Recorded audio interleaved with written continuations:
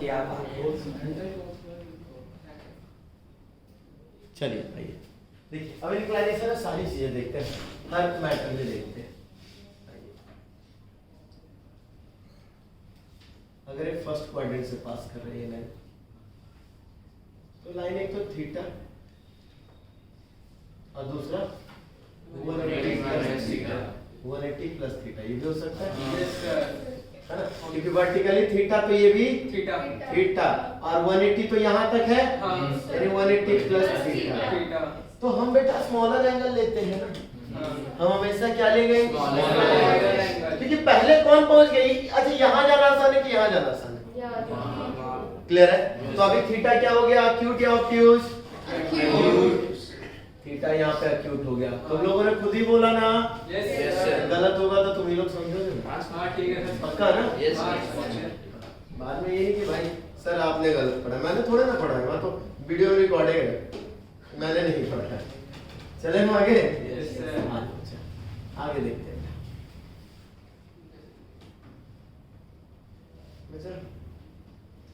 ये अब यहाँ से पूरा आएगा तो ये भी मतलब चला ही जाएगा। अब ऐसे तो इंक्लाइनेशन के लिए तुम स्मॉलर एंगल उठाओगे, अभी के लिए थीटा क्या बेटा, ऑब्ट्यूज 90 से ज्यादा हो गया, थीटा ऑब्ट्यूज। अब कुछ लोग बोलेंगे सर थर्ड क्वाड्रेंट में होगा तो क्या करोगे, ये बोलोगे ना सर सेकंड वाले में वर्टिकली ऑपोजिट भी कर सकते हैं, किसमें चलना चाहोगे, वर्टिकली अपोजिट क्यों चलना चाहोगे, तुम्हें एक्स एक्सिस से एंटी क्लॉकवाइज यही लेना ना, इंक्लाइनेशन का मतलब क्या होगा, एक्स एक्सिस से एंटी क्लॉकवाइज एंटी हां एंटी क्लॉक, तो यही होगा। ये इस पे क्यों चलना चाहोगे, कोई मैटर नहीं। आज अब तीसरा चलता हूं बेटा, अब चलता हूं सर थर्ड क्वाड्रेंट में होगा तो क्या होगा, सेकंड में है ना, फर्स्ट में ये था ना, थर्ड में, अरे भाई तो ये कहां है, थर्ड तो वही मैं वही सोच रहा था कि ये तो थर्ड आप करवाया क्लियर है। क्योंकि मैं जब पढ़ रहा था ना तो मेरे पास एक कंफ्यूजन आया था, मुझे टीचर ने यहाँ तक बता के छोड़ दिया था, मैं खुद कंफ्यूजन हो गया, थर्ड में होगा तो क्या करेंगे, मैं बहुत देर बाद समझा था इसको। ये देखो थर्ड में है भाई, थर्ड में कुछ लोग कहेंगे लो ना सर इतना है, अब बताओ सर आप कैसे करोगे, अरे नहीं कमो, इसको आगे भी शिफ्ट कर सकते हो भाई, है ना। तो inclination is always between 0 to 180 degree, agree, 180 पे लाइक करेगा कि नहीं करेगा, कर दे सकते हो, लेकिन 180 नहीं लेंगे क्योंकि हम ऑलरेडी क्या ले लेंगे, 0, तो 180 क्यों लेने के लिए जाएंगे, तो 180 पे ओपन ब्रैकेट लगाएंगे, क्लियर हुआ। 180 क्यों, अगर मैं बोलूं हाँ सर यही समझ नहीं आया क्या बना, क्या कहना चाह रहे सर, लाइन पूरी ड्रॉ कर,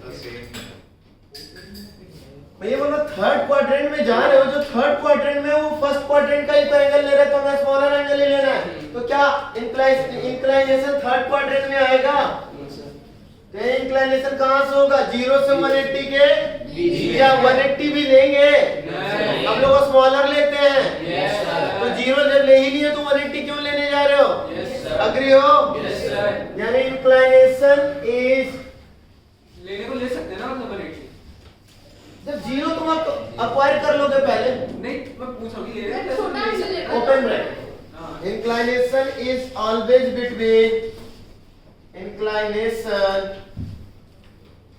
यानी theta is always between 0 to 180 degree, और इस पे ओपन, अग्री ना, यस सर।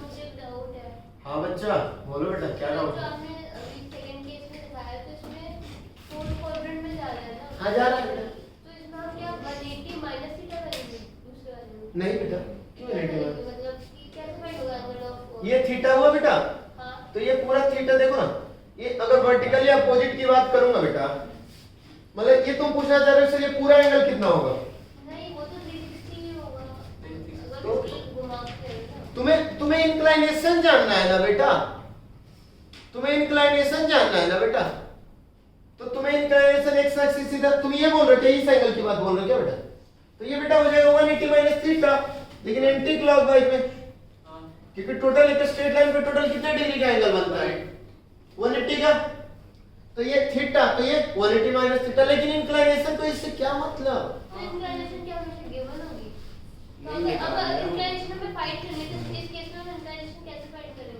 थीटा? इंक्लाइनेशन का मतलब क्या बोला मैंने साइना बेटा? सर जो एंगल बन रहा है यानी आपका ध्यान यहाँ नहीं है साइना, सर मेरा है नहीं है बेटा। कंफ्यूजन हो रही है इसलिए पूछ इंक्लाइनेशन क्या बोला कि सब मैंने? सर एक गिवन लाइन जो एंगल एक्स एक्सिस के साथ बनाती है एंटी क्लॉकवाइज में, एक्स एक्सिस के साथ बना रही है एंटी क्लॉकवाइज में। यहाँ एक्स एक्सिस है, देखो एंगल तो ये वाई एक्सिस से भी बना रहा है, तो वाई एक्सिस से बनाने से मैटर हम थोड़े ना करने जाएंगे, हमें किस एक्सिस किससे देखना है? एक्स एक्सिस से। समझ में आया? और वो भी किस में? पॉजिटिव। ध्यान नहीं?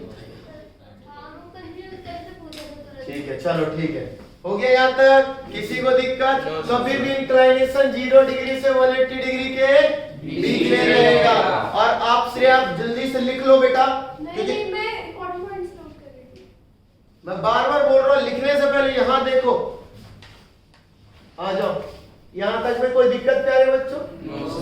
अच्छा, अगर कोई भी लाइन, अब उल्टा सिखा देगा, अभी तक तो उस तरीके से, अब ऐसे चलो। कोई भी लाइन, दो लाइन अगर पैरेलल है, कोई भी दो लाइन अगर पैरेलल है बेटा, तो थर्ड लाइन से सेमी एंगल बनाएगा। Yes sir. दो लाइन पैरेलल है तो ये एक्स एक्सिस से दोनों सेमी एंगल बनाएगा due to corresponding angle. Agree? यानी दो पैरेलल लाइन का इंक्लाइनेशन सेम होगा कि नहीं होगा? ठीक है, आ जाओ फिर। अच्छा, अब एक बात और, अगर दो लाइन परपेंडिकुलर है, चलो इसको फिगर के थ्रू ही चलता हूं, चलो आ जाओ। इसमें केसेस चल रहा हूं। If two lines are parallel, तब केसेस क्या होंगे देखेंगे बेटा। ये x और ये लाइन L1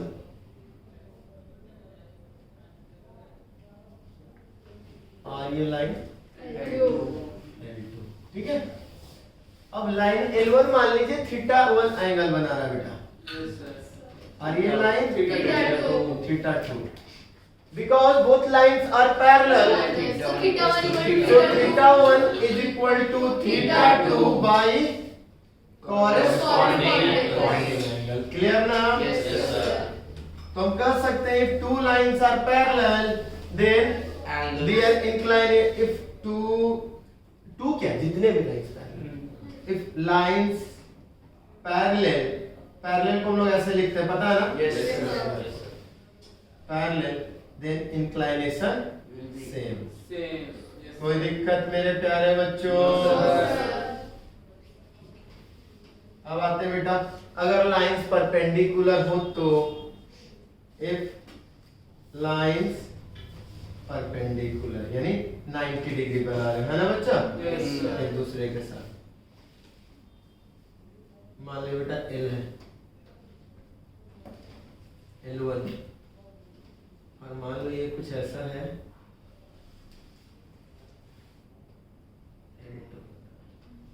अब यहाँ पे टकरा रहा, जरूरी नहीं कि ये टकराएगा, ऊपर भी टकरा सकता था, कोई दिक्कत नहीं।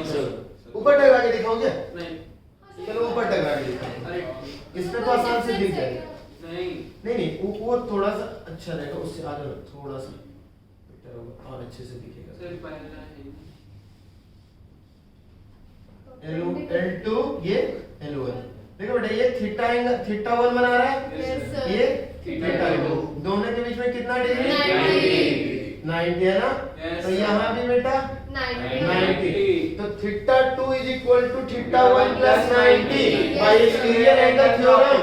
किसी भी ट्रायंगल में अगर दो लाइंस परपेंडिकुलर हैं, देन कोई भी एक जो है θ2 is equal to θ1 plus 90 चलेगा।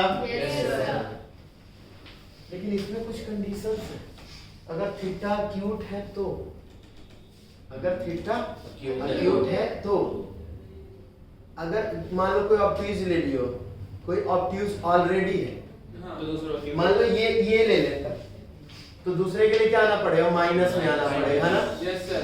क्लियर है? Yes sir. इफ θ1 क्या अक्यूट। मान लेते हैं इस बात को। Yes, sir. अच्छा, अब theta 2 is equal to 90 minus theta theta 1 कब? जब थीटा 1 माइनस 90, जब थीटा क्या हो? ऑब्ट्यूज। थीटा 1 क्या हो? Obtuse. क्लियर? जैसे ऐसे बोल दो ना लोग, चलो यही देख लो, देखो ना, थीटा 1 चाहिए मुझे, थीटा 2 पता है मुझे, थीटा 1 नहीं पता है, हाँ. क्योंकि थीटा 2 ऑब्ट्यूज है, हाँ. वही मुझे पता है। तो थीटा 1 के लिए क्या करोगे? 90 minus theta 2. Theta 2 minus 90। Theta 2 minus 90. Clear? हाँ. Theta 1 is equal to theta 2 minus 90। जब थीटा 2 कैसा है? क्लियर हो मेरे प्यारे Yes, बच्चे? sir. यहाँ तक में कोई दिक्कत तो No, नहीं? sir. ये 2 लाइंस की कहानी हुई। Yes, sir. अब तीसरी बात पे आते हैं कि कोई भी line parallel to X axis है, पैरेलल टू X axis. यानी पैरेलल टू एक्स एक्सिस, तो एक्स एक्सिस से इंक्लिनेशन कितना? 0 है ना? If a line parallel to x axis, देखो बेटा, स्लोप इसके बाद जस्ट चलने वाला हूं, स्लोप में सारी बातें करने वाला हूं तुमसे मैं। स्लोप में जाके स्लोप होता क्या, अभी थोड़ा सा हिंट देता हूं। इंक्लिनेशन एंगल में जो tan लगा देते हो तो हो जाता है slope. Tan theta. tan theta is the slope. ठीक है? Find ऐसा है tan देखो ना, थीटा 1 थीटा 2 दोनों इक्वल है, तो tan theta 1 equal to tan theta 2, तो m1 इक्वल टू m2। जब दो लाइन पैरेलल होंगे तो उनका स्लोप भी इक्वल होगा। पढ़ाया था फिजिक्स में सर ने, Yes, sir. Tan alpha पढ़ा दिया. है ना? अब दो लाइन परपेंडिकुलर होंगे तो उनके स्लोप का मल्टीप्लिकेशन -1 होगा। ये सबने पढ़ाया था? नहीं। पढ़ाएंगे सर बाद में, अच्छा, नहीं पढ़ाएंगे और तो बेसिक सा पढ़ा है सर। कोई बात नहीं। हाँ, फिजिक्स में बेसिक है, इसलिए तो tan थीटा होता है। कोई बात नहीं, ठीक है। हाँ, आ जाओ। If a line parallel to x axis, then inclination क्या? 0 डिग्री लोगे कि 180 डिग्री? 180 की जरूरत नहीं पड़ेगी, है ना? ये छोटा एंगल लेते हैं। If a line, अच्छा, अगर line parallel to x axis है, यानी perpendicular to Y axis. y axis, इसके जगह लोग तुम्हें ये भी रख सकते हैं बच्चों, 90 degree to X axis. Perpendicular to Y axis. Figure बनाऊं क्या? नहीं आगे सुनो। हाँ? आगे से चलो फिगर ले लो भाई, कोई बात नहीं, कोई बात नहीं। जितनी इजी वे में तुम लोग समझ लो उतना ही बच्चा है मेरे लिए अच्छा है बेटा। एल लाइन है, Yes, अगर sir. इसके पैरेलल तो ये 90, तो ये भी 90 दिख गया ना? Yes, sir. क्योंकि ये दोनों लाइंस पैरेलल हैं। Yes, sir. हो गया ना? ये पैरेलल टू एक्स एक्सिस तो perpendicular to Y Y axis. कोई भी लाइन अगर एक्स एक्सिस से पैरेलल है तो परपेंडिकुलर टू वाई एक्सिस हो गया, है ना? और एक्स एक्सिस पे वाई कोऑर्डिनेट 0, वाई एक्सिस पे X coordinate 0, distance from Y axis X उसका X coordinate, distance from X axis उसका Y Y coordinate. Clear? Yes, sir. चलिए, good. If a line parallel to Y axis, तो inclination 0. 90 degree parallel to Y axis, अच्छा, Y axis. यानी perpendicular to X axis. 90 degree. 90 degree. 270 भी क्या? क्योंकि नीचे 270 बनेगा। निकम्मो, हम स्मॉलर एंगल क्रिएट कर रहे हैं, क्या बोला? है ना? मैंने बोला कि 90 ऊपर तो नीचे तो 270, तो 270 भी तो बन सकता है। 90 हम लोग दोनों 80 हर बार एक लाइन याद रखना, एक लाइन हमेशा एक स्ट्रेट लाइन, रे की बात नहीं कर रहा, ना ही मैं लाइन सेगमेंट की बात कर रहा हूँ, मैं हमेशा एक स्ट्रेट लाइन की बात कर रहा हूँ। स्ट्रेट लाइन हमेशा एक्स एक्सिस से दो एंगल बनाएगा, एक स्मॉलर एक ग्रेटर। तो स्मॉलर एंगल हमेशा कैप्चर करना दोस्तों, ध्यान से देखना, हमेशा दो एंगल बने, एक ये तो एक ये। क्लियर? तो हमेशा कौन सा एंगल कैप्चर करना है? 90। स्मॉलर। Y axis से पैरेलल है ना? हाँ, अरे रुक जाओ ना, फिगर बना रहा हूँ, परेशान ना हो, निकम्मी जनता है ना मेरी, मुझे पता है। हाँ, y एक्सिस के पैरेलल लो बना। Yes, sir. अब बताओ हाँ, 90 और हम x कितना ले लिया? Yes sir. जब इसके पैरेलल तो देखो ना ये 90 तो कॉरेस्पॉन्डिंग से 90 कोई दिक्कत No, sir. तो इंक्लाइनेशन कितना 270 ना। हाँ सर, देखो ना सर, ये 270 नहीं नहीं सर, पक्का? 90 सर। मैं नहीं जानता इसका, तुम लोगों ने पूछ लिया। कोई दिक्कत यहाँ तक? No, sir. इंक्लाइनेशन की सारी रूल्स समझ में आ गया? Yes, sir. इंक्लाइनेशन में थोड़ा भी डाउट? No, sir. इंक्लाइनेशन है क्या शिवांश? सर एंगल जो एक्स एक्सिस के साथ बनता है एंटी क्लॉकवाइज। Given line पे। और स्मॉलर है, स्मॉलर है क्योंकि दो एंगल बनेगा उसमें से स्मॉलर कैप्चर करना। क्लियर? अगर दो लाइन पैरेलल है तो उनका इंक्लाइनेशन इक्वल। Equal. अगर दो लाइन परपेंडिकुलर है तो दोनों के बीच का डिफरेंस 90 डिग्री। देखो ये भी बोल सकता है, कभी कभी तुम्हारे पास ये ना बोल के ऐसे बोल देगा two lines such that their difference of their inclination is 90 degree. That means they are Perpendicular. कोई No, दिक्कत? sir. चलो, तो यहाँ पे नोट डालो। सर एक वो नीचे डायग्राम तो क्या सर आपने θ1 किसको माना θ2 किसको माना? L1 के इंक्लिनेशन को θ1, L2 के इंक्लिनेशन को θ2। By exterior angle theorem θ1 + 90 = θ2।